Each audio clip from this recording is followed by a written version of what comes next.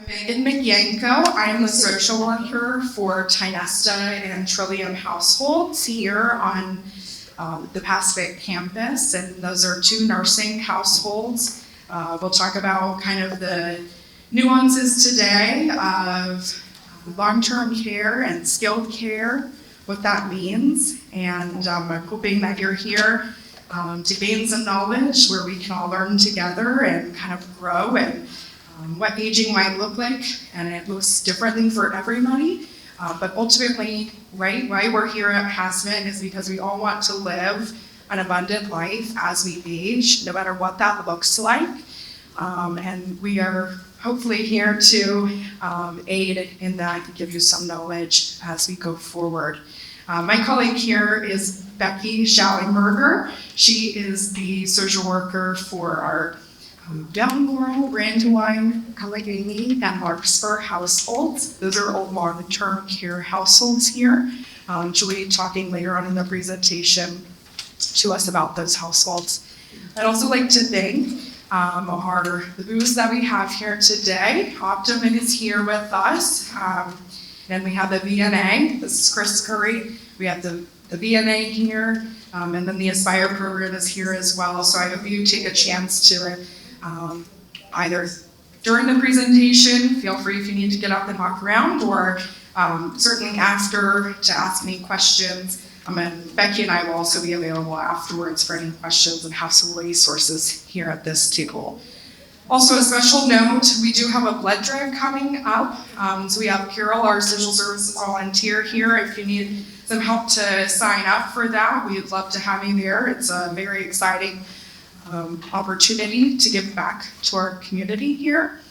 And without further ado, we'll get into it. So I'm very excited. This is a project that Becky and I have been talking about for quite some time. And you know, what we see here when people come in is, oh, I didn't know this, or this would have been so helpful to know prior. And kind of when you get in a crisis situation, right, our frontal cortex, our brain, it kind of goes off. That's all of our reasoning, right, when we're in a crisis. And so hopefully having the information ahead of time when we are in that situation can better assist all of us to work together and to give you some peace of mind of what to expect ultimately.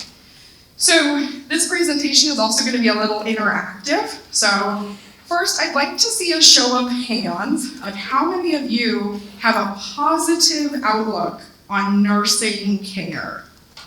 I see one down back to back. But any of you, that's great. We have a good crowd here that you're ready to learn.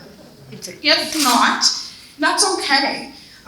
It's hard aging, and sometimes we don't have the information to feel comfortable or even know the right questions to ask. So again, just appreciate the opportunity to share with you today. If you did raise your hand of a positive outlook on nursing, I'd like to further that by how many of you have had an experience going into nursing care, either on Tynesta household or had a family member in another nursing household? Okay, some. Great. Well, I appreciate that, and I'm sure we can learn from each other. And sharing experiences is certainly a way to make people feel comfortable, right? So if you see a hand here, you have a friend, and you have some questions, feel free to ask. We are all a part of this Passman community together. And can learn from one another. All right, now I want to get into talking about the differences between what is skilled nursing care and what is long-term nursing care. So those terms can kind of be used synonymously, but they do mean different things. So the skilled care, so our Tynesta household, typically is where one would come for skilled care. That is when your insurance is paying for your stay in nursing. It's also when you're getting that intensive rehab, typically 5 to 6 times a week here in our nursing setting. So the skilled portion is a short-term rehab where the goal ultimately is to get back to your original setting, to home, okay? Long-term nursing care is private pay, or if you run out of funds, we utilize medical assistance. We'll get more into that later on in the presentation, but it's the long-term care, your insurance is not paying for your stay. Also in long-term care, our goal is to maintain your physical well-being and abilities. So we're wanting you to do as much as you can for yourself, but you also have the help available. It does not include the daily intensive rehab. There are some programs that we have to make sure you maintain, and we'll talk about addendums later in the presentation. We have 5 nursing households here for long-term care. Those were mentioned, Becky's households, and then the Trillium household as well. Nursing is considered the highest level of care here at Pasadena. We're blessed here to have a continuum of care. We have independent living, personal care, and then the highest level of care is nursing. Now, both skilled care and long-term nursing care have the nurses and the aides 24/7. That's what's similar about it. And all of our households, on a side note, they do look exactly the same. So they're private room with the bathroom, have a living room, kitchen, dining room on it, and a nurse's team room on all the households. So we're going to talk a little bit more about skilled care. That's kind of my baby here and what I enjoy doing. Why you might come to skilled nursing care is, say you had a hospitalization. Say you had a fall at home and you had to go out to the hospital, you had a fracture or break in something, maybe you went out to the hospital for a cardiac event. Another reason why you might come into skilled care is you're in your apartment or cottage and you just kind of had a couple of bad days. You aren't able to get up, as easy as before. You call Debbie and you're like, hey, I'm not feeling strong. Or you're working with the DNA and the therapist is with you and they're kind of noticing a decline too. We might have you come in to nursing care, the skilled nursing care. Another reason is maybe a recent surgery where you were in the hospital for a period of time. I think that they say for every 1 day that you're in the hospital, you typically need about 3 days of rehab to recover from that. So, those are all some of the reasons why you might end up needing a skilled stay. Now, when you're at the hospital, the team there will determine whether you need a skilled stay. So that's the hospital's job, the doctor's there. The hospital will reach out to your insurance and request for an authorization. You're going to hear me talk a lot about insurance, and I feel like we should have like a boo button on insurance every time I say it. But ultimately, during your skilled stay, that is what dictates the time that you have here. And if you come into skilled, they're kind of running that boat. But it's our job here at Pasadena to make sure that you're aware of what's going on, right? And our job here too is to advocate for as much time as possible that you need, and also advocating for your needs here and saying, what else do we need to do in order to get you back home? So a referral will be made to our pre-admissions team here, and the insurance will say, okay, yep, they need a skilled stay, and you'll come into us. When you arrive, you will be followed by our doctors here. Now, some of you may know Dr. Godfrey and Dr. Fulla. We do have our medical director, Dr. Poff, and then we have a new doctor started with us maybe about a month or so ago, Dr. Booker. So those are all the doctors. A doctor, one of those would follow you while you're here. When you come to us, you will come to us from the hospital with a medication list and some orders. So that will be reviewed by the nurses and the doctor here. And we'll review the medications with you too if there's anything missing. Here in our skilled nursing households, we have a director of nursing and a nurse manager who we can ask questions to and relay information to the doctor. The doctor is not on site all of the time. They have designated days to come and to see you. Also with the medications, we have a lot of rules and regulations in nursing care, as you'll come to find out. So a lot of our, what we do here is dictated by those rules and regulations that we have to follow. One of those being that all of your medications have to have a label on them, and you have to have an order from the doctor. So unfortunately, if you have some eye drops or Tylenol out at your, cottage, you couldn't just bring those in. We have to have our own, we have our pharmacy here, Sigria, that we get an order from the doctor. We have to use that. A good thing about your insurance is that during your skilled stay, all of your medications are covered during that time. So utilize that medication that the insurance covers.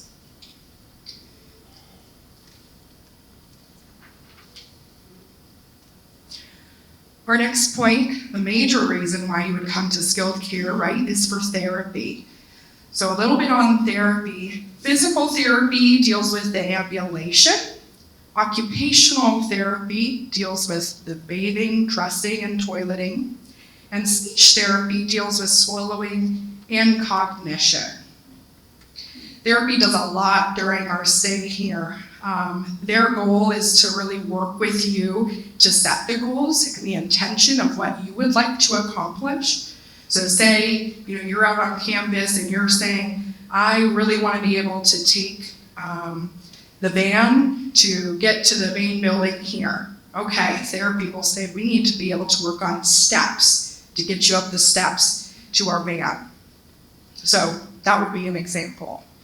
You are included in the goal setting. And our focus is to get you as strong as possible to get home. So we're going to be really focusing on, do you have steps at home? Were you having trouble with toileting at home, getting on and off the commode?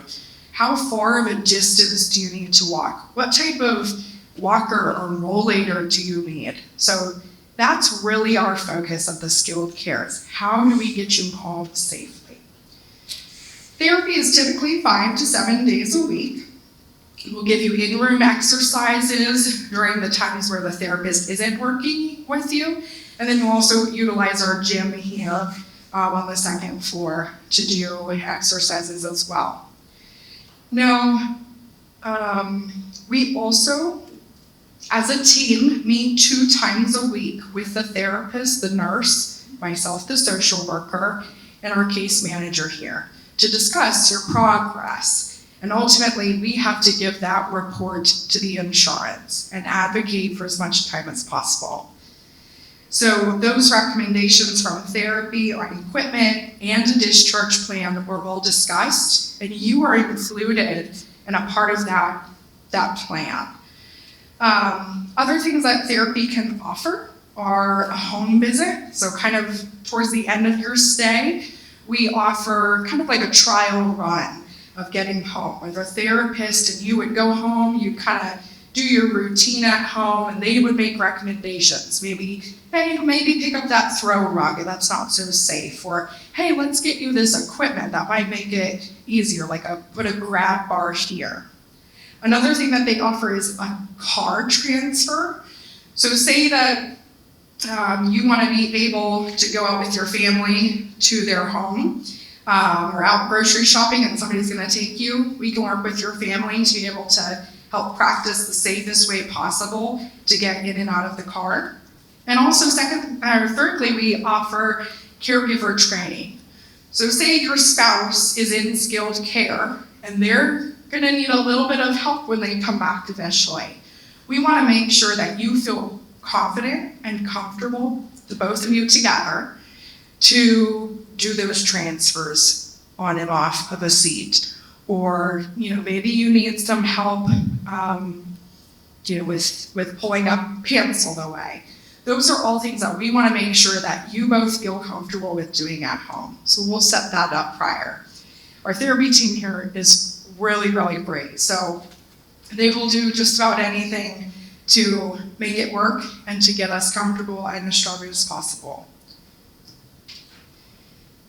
You heard me mention a car transfer training. Sometimes when people are here, they come to us with some follow-up appointments from the hospital. So say you are out for a fractured arm, and you might need to follow up with an orthopedic doctor.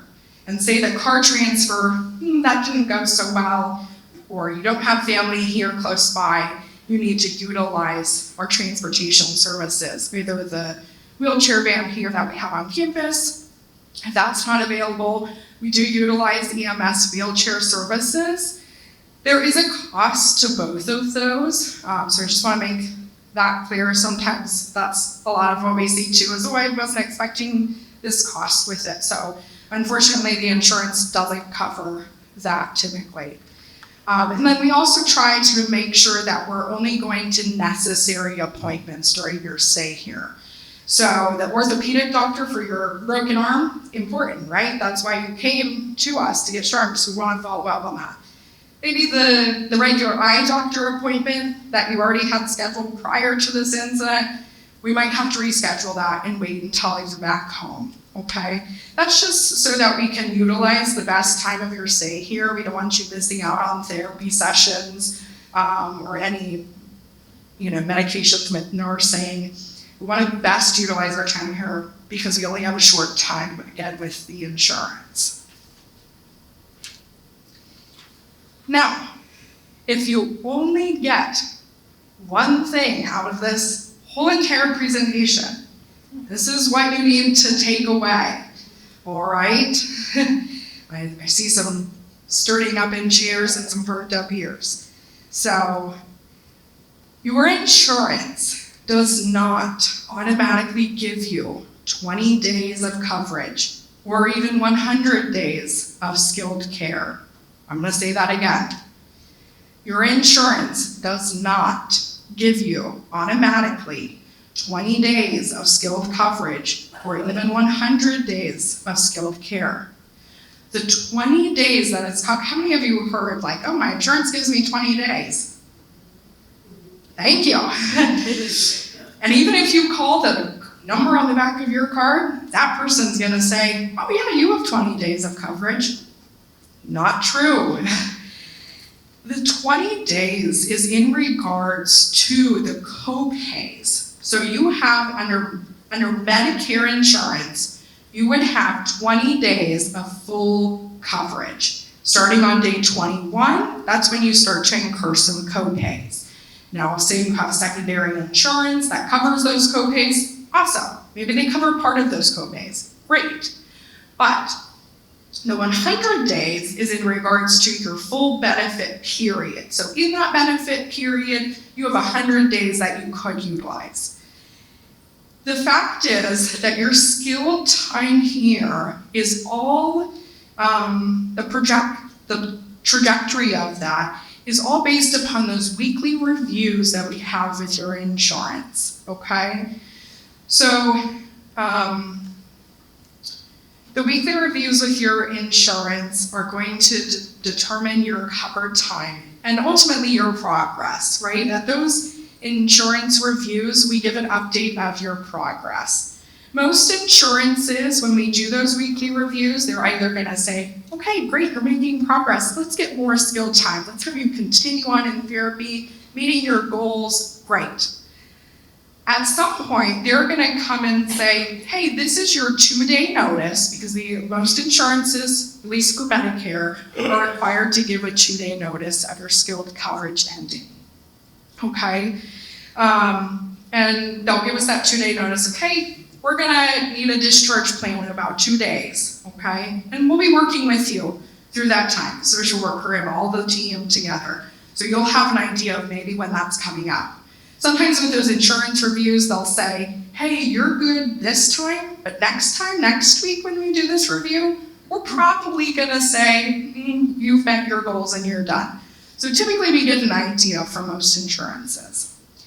The typical length of stay that we're seeing currently, again, right now, and this can always change, always is individually assessed, of course, with those reviews, but a typical length of stay, what we see is anywhere from 10 to 14 days.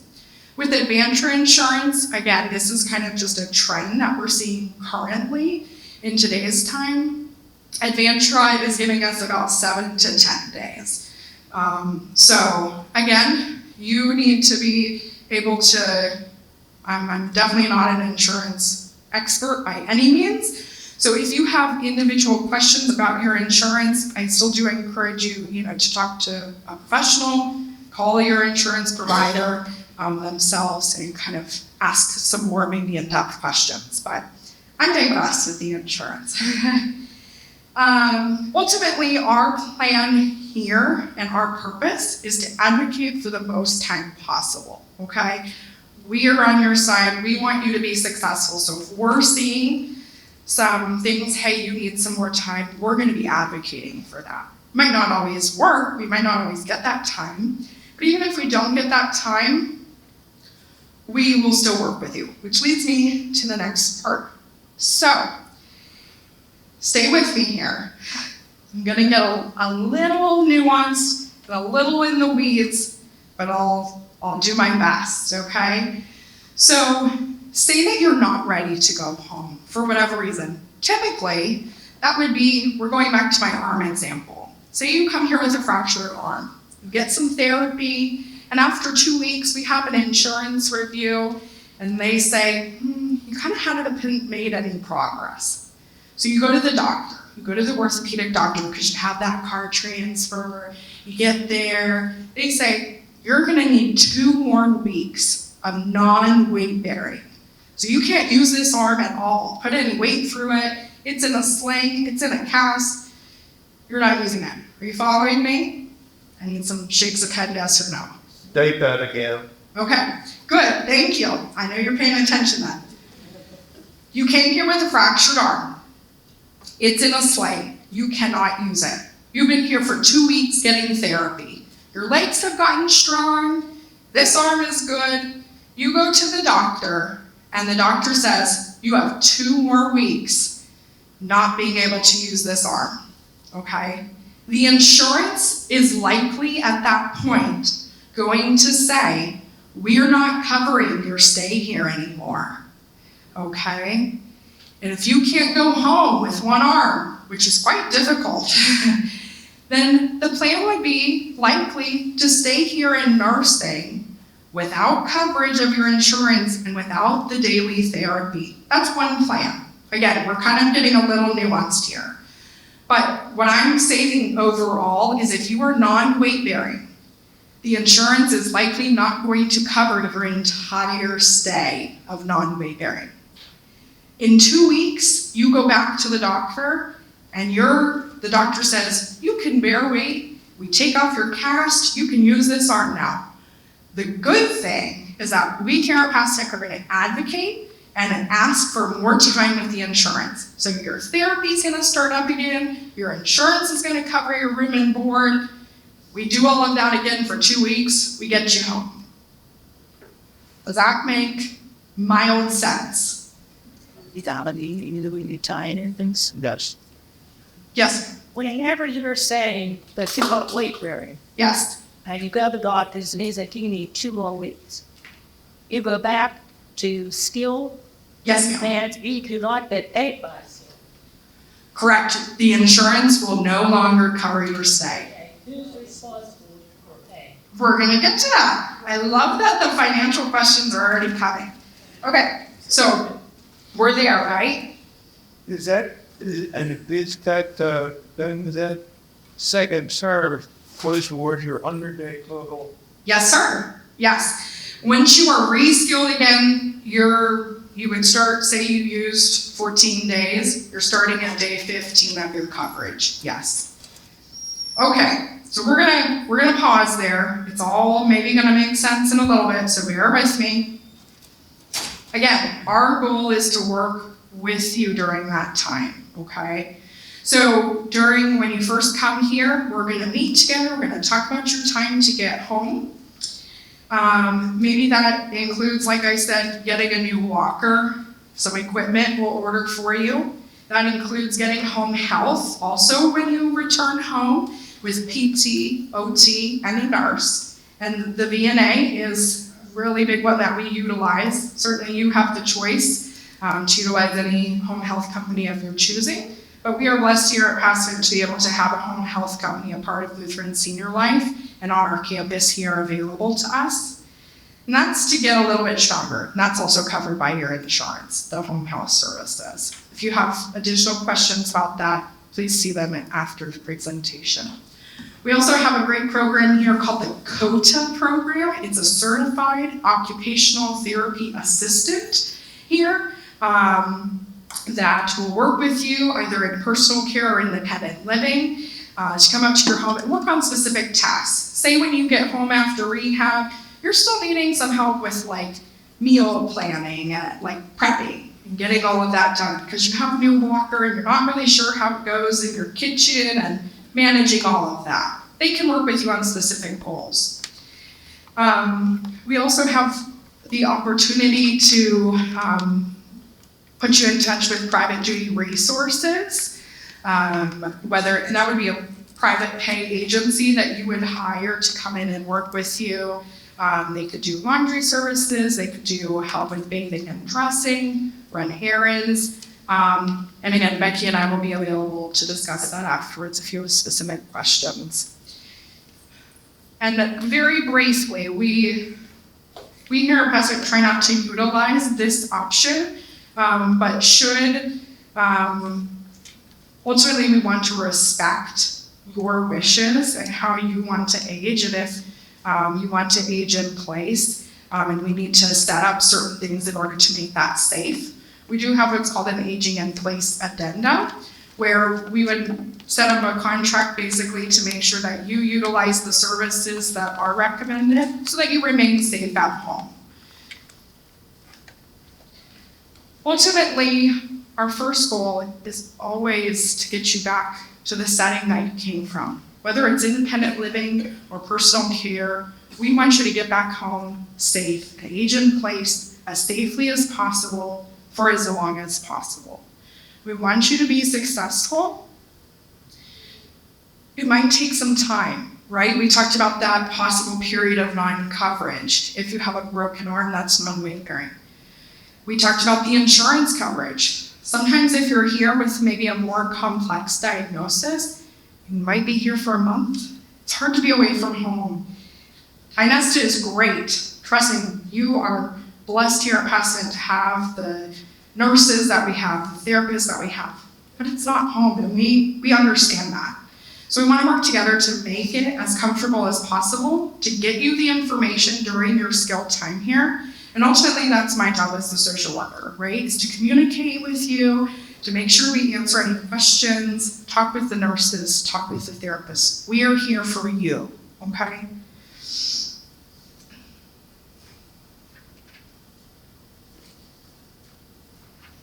Now, what if we can't return home?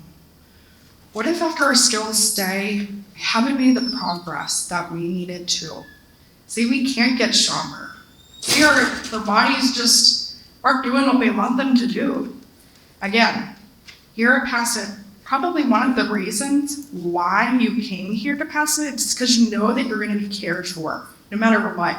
No matter what you need, at what place you're at in your aging process, that we can utilize that and make a good plan, a safe plan. So, you'll work with the social worker, ultimately based on the recommendations from therapy and the doctor to make a discharge plan, whether it be getting back home, and if you can't, then we'll talk about some different options with that. One is getting to personal care. Say you need to move from independent living to personal care, we can do that.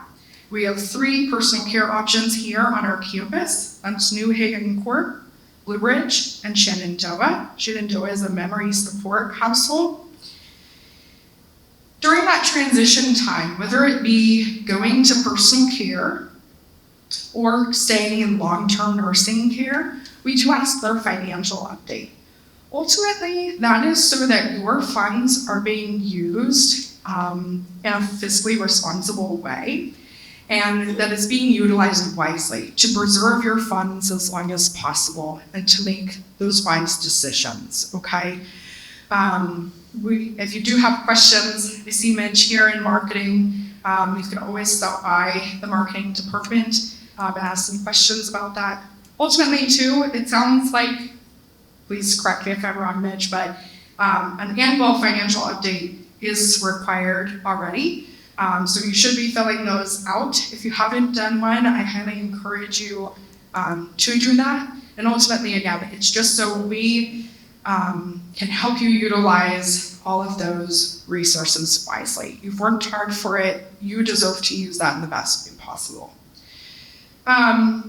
If you can't return to skilled care too, if you need to go into personal care, a physical assessment will also be completed. So the personal care administrator and nurse in our personal care departments are going to come over and do a physical assessment to make sure that they know what you're doing physically and what you need help with too. So that is a part of the plan right there. It's more, I would say it's more than likely that at some point during your stay here at Passivant, you might utilize, whether it be the skilled care, whether it be our services out at campus, the CODA program, the VNA, personal care. There's going to be a time where you need the services and may need this information. And again, I want to stress, we're here to help with that process. We're on either side. How many of you know someone who has moved to a different level of care here on campus? All three. Okay, great. Great. We want to support your goals. We want to keep you as independent as possible and in the least restrictive environment. Again, is at that point, the purpose of the presentation today, right, is to make sure that you feel comfortable with the fact that if that happens and you're in that, it's jarring to need a skilled stay. It's hard. So having this information ahead of time, ultimately, I hope does help ease your mind a bit, let you know that there are plenty of resources out there to have us come up with a plan, even if that means moving from your independent living place and needing more care. We are blessed here at Passivant to have those opportunities and those services. I appreciate all of your attention on that. We're going to get to some finances now. This might be your least favorite subject. I know I'm a social worker because I wanted to get as far away from finances, and my husband's an accountant, so we balance each other out very well. So we're going to keep it brief in finances. You moved to Passivant obviously with the understanding that you would be cared for, and that also includes financially. We also have some different options here on campus that we can utilize. One being the Benevolent Care Fund, should you need run out of resources, and again, there's a lot of nuances in that, but the Benevolent Care Fund is available. When you're here in nursing, we utilize what's called medical assistance, or MA, or Medicaid, all synonymous terms. MA, Medicaid, medical assistance. So say you have that period of non-coverage, getting back to this lovely lady's question. If you have a period of non-coverage, it is private pay.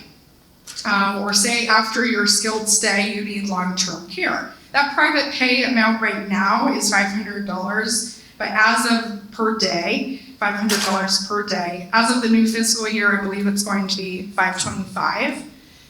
So that adds up, right? Your resources might dwindle a little more quickly than you had originally anticipated, just because of life circumstances. So we would utilize our medical assistance coordinator here. We are one of the very few facilities that have a medical assistance coordinator. Another one of the blessings to be at Passivant.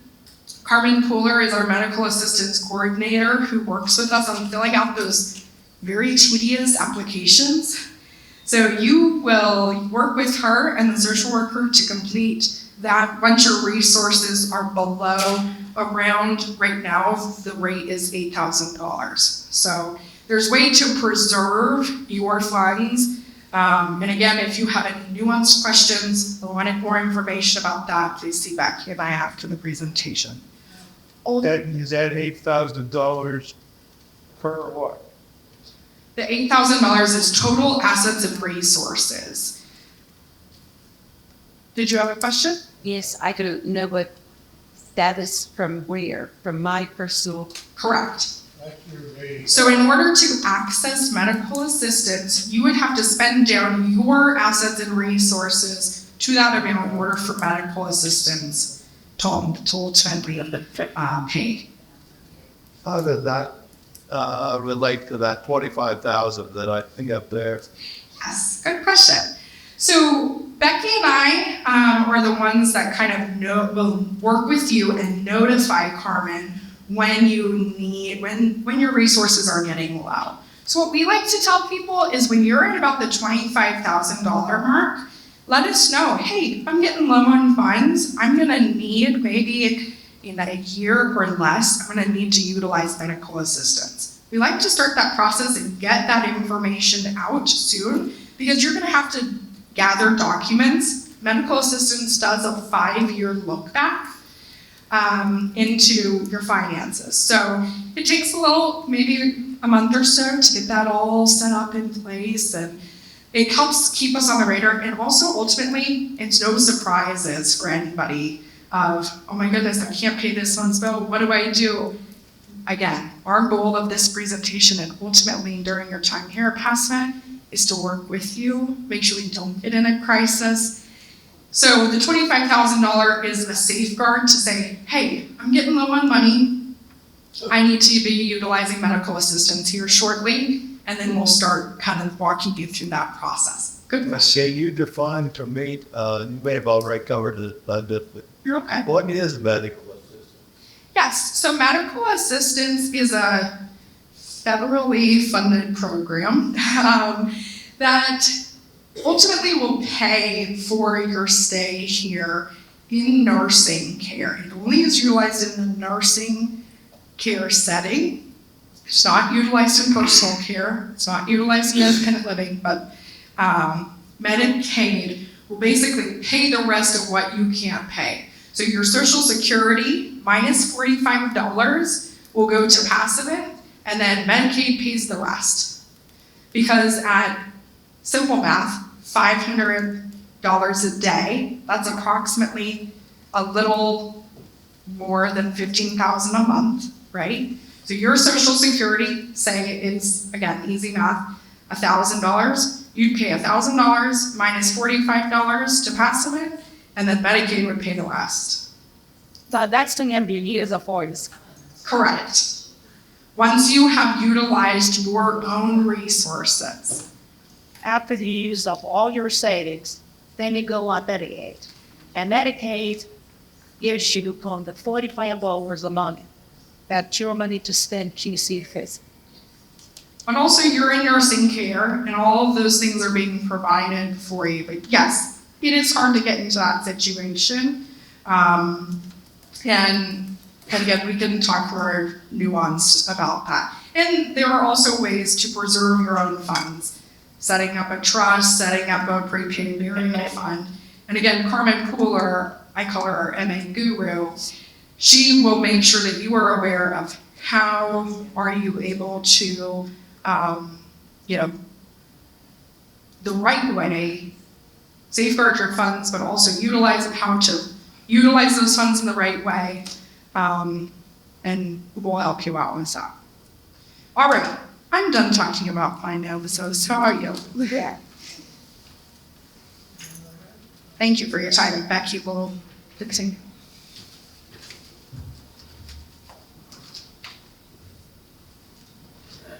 Good afternoon. My name is Becky Schallerberger. I am the social service coordinator for the Brandywine, Mount Laurel, Allegheny, and Wexford households. I am now going to be talking to you a little bit about our long-term care households.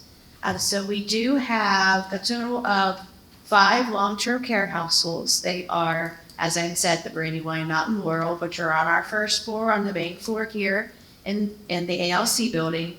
And then our Larkspur and Allegheny are on our third floor here, and they are our memory support secure households. Each household has its own culture. Each household is person-centered care. Person-centered care being we work with your schedules as much as we work with your schedules as far as when you like to wake up in the morning, when you like to go to bed, when you like to have your meals if you're not a breakfast person. We try to work with your schedules and make it as abundant living for you as possible. Also on our long-term care households, there are, 17 private rooms on the households. We do have two households that have one semi-private room. So that means the room is shared. It is a shared room, and it does have one bathroom. But it's not technically like a hospital where there is just a divider. There's actually a wall between the two rooms, so you actually have your own private spaces. But there are 17 private rooms on the households with their own bathrooms. Each household has a dining room, a communal dining room, a communal living room, and an activity area that they like to utilize. Activities are offered on the households at least twice, if not more, a day. There is a morning activity and an afternoon activity. On our memory support, they provide Montessori programming for our memory care patients, and those activities can be more individualized or they can be larger group activities. It just depends on the community that they have at that time and who is all participating. There's also a licensed dietitian that will meet with residents and call families and meet with families as well to make sure all nutritional needs are being met. We do have household coordinators. A household coordinator is a person who oversees dining, activities, and housekeeping. There are 3 household coordinators. There's one for each floor. So they are very important to the households. They help the households work smoothly, and they help organize and just also another active person to be a resource for family and residents as well. We also encourage all residents to attend Aspire programs and Aspire activities. Does anybody, I know Megan had probably already asked this, but does anyone know of anybody or has had anybody in nursing care? Okay. Good. Has anybody ever volunteered in our nursing? We have any volunteers? Sorry? Volunteers? Yes, thank you. Well, thank you for volunteering. We are actively looking for volunteers, especially now since the weather is getting nicer. A lot of our long-term care residents have families that are not local, out of town. So any volunteers, getting more people to engage our residents onto the households is always welcome. So we do appreciate anybody who is willing to volunteer. Also, while you're in long-term care, you can receive therapy, and it's a little bit different than skilled therapy when you're here for short-term rehab. It's called Part B therapy, or it can be considered maintenance therapy to keep you at your current baseline or what your current functional status is. And it is offered 1 to 2 times, maybe 3 times a week, depending on scheduling and insurance. Insurance will pay for a partial of Part B therapy. There will be co-pays. That it would be like going to a specialist appointment is basically what the copay usually is comparable to for most insurances. So insurance does have to have an authorization, and they also dictate how many sessions are permitted as well. There is also a restorative program that each resident has. These programs are devised by therapy when you're here with therapy, or if you come in Without a therapy stay or just a direct admit from campus, therapy will come in and evaluate you to see what your current functional status is, and then they will devise a restorative program, which nursing staff will work with you on a daily basis for. So restorative program could be for dressing. It could be for toileting. It could be a wonky program. It could also be needing assist with meals or a swallowing program. So it's just whatever you are current in need of and want to maintain, then the restorative programs are devised for that. What else? So we would like to thank you again for coming. Please utilize our resource tables that we do have over here. We have Carol over here for our blood drive coming up June 7th. If you would like to register to donate blood, and it's greatly appreciated. I believe we're up to how many now? 51. 51. We have 51 registered. So we are looking for a couple more, a lot more. So if you have ever given blood and would be interested in, please see Carol. That is on June 7th. She'll have that information for you.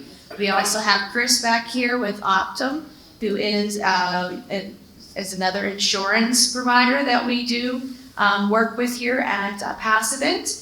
And then we also have our VNA, visiting nurses, and home health as well. And they also do visiting nurses, home health, and hospice care. So all of our VNA is back there as well. And then over here for the fitness center, we have our Aspire representatives. So please feel free to utilize those tables and resources. Megan and I will be over here at our little resource table for any questions that you may have.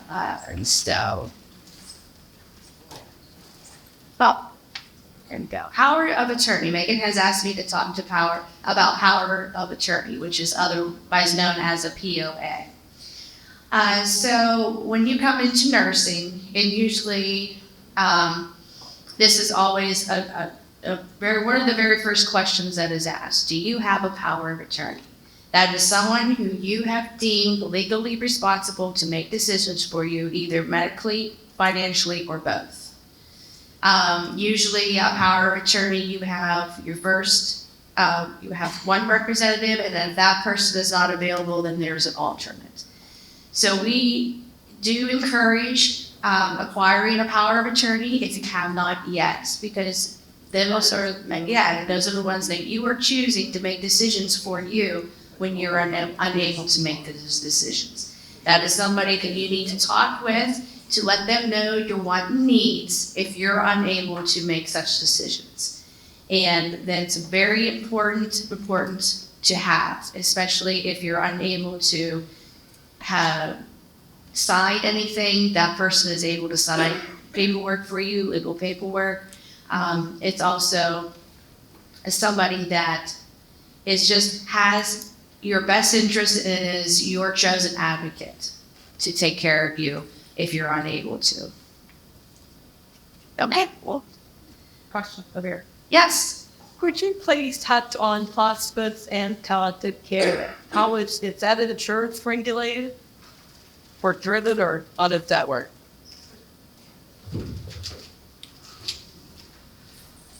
In regards to nursing care, hospice is a Medicare benefit. So if you should need to utilize hospice or end-of-life services, Medicare, that is a Medicare benefit. And that specific question, that's my knowledge on it. I bet those lovely ladies in the back too could answer more as well. Where is that provided? So hospice care can be provided in nursing, personal care, and also on our independent living.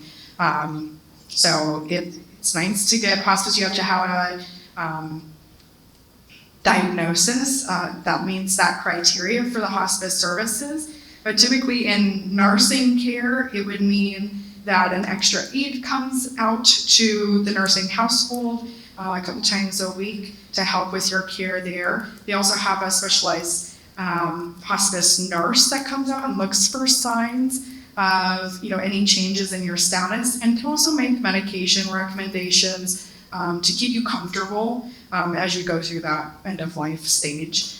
And they ultimately make recommendations to the doctor here if you need any comfort meds. Thank you again so much for coming. I hope that this was helpful. How many of you learned something today? Good. How many of you would find topics such as this helpful for the future? How many of you are even more lost than when you walked in? Well, we're here to help. Ultimately, we're here for you, and I hope you have a good day. Come see us at the front if you have any other questions.